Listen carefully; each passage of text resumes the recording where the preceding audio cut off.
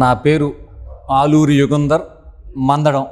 మరి ఈరోజు citizen of డెమోక్రసీని Ramesh గారు ఒక సంస్థను స్థాపించి ఈరోజు అమరావతి రాజధాని రైతు సోదరులను సోదరీమణుల్ని నగర ప్రజలని వివిధ పార్టీల నాయకుల్ని అందరినీ ఆహ్వానించి దాని మీద ఒక చర్చా వేదిక పెట్టడం జరిగింది. ఎందుకంటే ఇది ప్రభుత్వానికి ఉపయోగపడేది, ప్రభుత్వానికి మంచి సూచనలు సలహాలు ఇవ్వాలి. రాష్ట్ర ప్రజలు ఇబ్బంది పడకూడదు.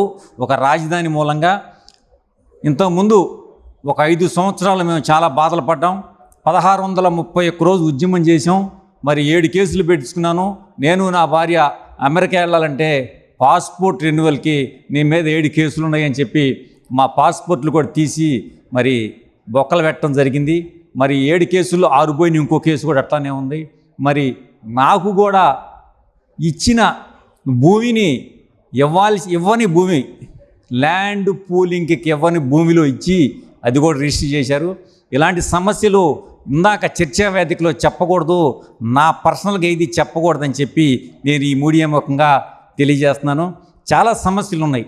మరి రెండో విడత భూసేకరణ కానీ రెండో విడత భూసేకరణ చేయటం అనేది మొదట భూమిని డెవలప్ చేసి ఇస్తే మిగిలిన గ్రామాలు దాన్ని చూసి వారే వస్తారు మా భూమి ఇస్తామని.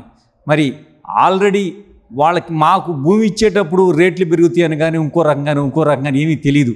వారు చెప్పింది ఏంటంటే మీరు మాకు 35కి ఇచ్చి పావు ఎకరం తీసుకుంటున్నారు, ఎకరం విలువ ఆ 25 సెంట్లకే వచ్చిందని చెప్పారు ఆ రోజు. అట్లాగే వారు చెప్పినట్టే మేము పెద్దలు అందరం మాట్లాడుకొని నిర్ణయం తీసుకొని భూమి ఇచ్చాం. మరి 10 సంవత్సరాలు అయిపోతుంది.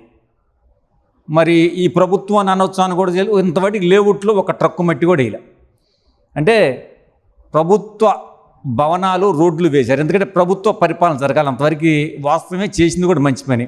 ఇప్పటికైనా మరి రైతులకి ఒక గ్రామం అన్న నమూనా చేసి చూపిస్తే మిగిలిన గ్రామాల వాళ్ళు రెండో విడత భూ సమీకరణకి ఇవ్వాల్సిన రైతులు కూడా ముందుకు వస్తారు.